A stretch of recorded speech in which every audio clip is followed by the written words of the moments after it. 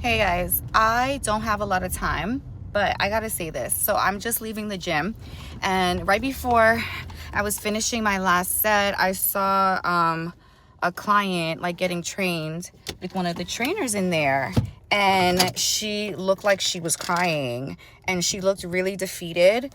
And I know the trainer, and I was just like, is it okay like if I talk to her? And I was like, can I be in your business for a second? Like, you look a little defeated. And she was like, she's like, I'm always defeated. And I was like, no, right? So I was like, can I show you something? And I showed her the before and after picture that I just posted on online yesterday, right? And she was like, and then she looked at me and she was like, how long did that take you? And I was like, the time span between those is a year. And I was like, but actually it didn't take me a year. It took me 8 months. And I was like, but listen, it doesn't matter how long it took me or it's going to take you, right? I was like, what matters is that you're doing it every day and this is you, right? And I was like, so what kept me through point A to point B and what still motivates me to this day is my mentality. And I was like, I know it sounds like stupid. It sounds corny. It sounds like, okay, sure, mentality. I was like, but honestly, that's what motivates me and keeps me coming, right? Because sometimes there isn't motivation. Sometimes you don't want to go. Sometimes you really don't feel like it. Sometimes you could be in there and you don't feel like it. You just want to turn around and leave, right? So what keeps me in it is my mentality of, I'm a fit girl. I'm a fit girl. I'm a fit girl. I'm a fit girl. And I told her, I was like, I literally would write that every morning 20 times. I'm a fit day and I'm 160. I'm a fit day and I'm 160. I'm a fit girl. I'm a fit girl and I'm 160. I'm a fit girl and I'm 160. And I told her I would write that while being 200 pounds, right? So you have to really embrace the mentality of like, this is who you are. And it's so important because don't worry about like how fast you're going to see results because you don't have control over that. You really don't. You have control over going into the gym every day. You have control over putting in your best effort, things like that, right? You really don't have control over how quickly your body changes or how fast you lose weight, right?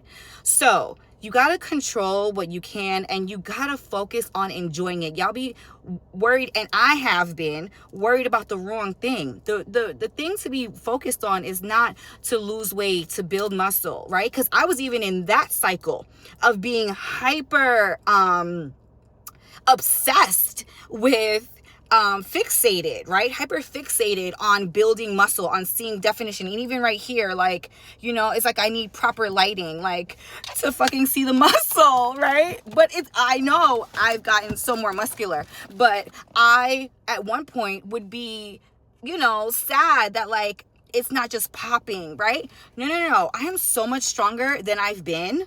I can lat raise 15 pounds. That's humongous, right? I used to just be able to do like 8, right? So someone told me you'll increase in strength before you see your definition coming in, right? So then that's what I focus on. I can control that. I can control getting stronger. I can control progressive overloading intentionally every week, right? And that's what I told her. I was like, so don't focus on how much weight you're losing, how your body's changing. It will change. If you have the mentality that you're a fit girl, if you're putting in the work, if you're progressive overloading, I was like, your trainer will make sure that you're progressive overloading. And even though these 10 pounds are heavy, it'll be lighter next week or in 3 weeks. That's all you have to focus on. And in time, because the time will pass anyway. And she was like, I was like, how many times have you stopped and then the time passed and you would have been way farther if you kept going? So don't worry about the time. The time will pass. You will get there. I promise you. But you have to keep going. That's the only missing ingredient, is that there is time and there is your effort and you have to put it in throughout that time. And do not worry about how fast it's happening. It will happen. It has no choice but to happen. And that's the only guarantee and commitment that you have to worry about making to yourself, is enjoying it. Is embracing this identity and being like, I go to the gym because it's like brushing my teeth. I have to go. Like, I have to do that. That's a part of my daily maintenance of my life, right? I have to eat healthy because how else would I eat?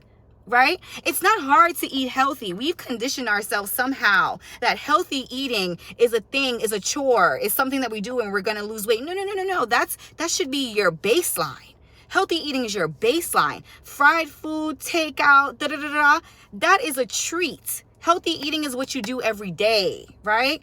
And when you make that your identity, when you make that your way of life, then it's just a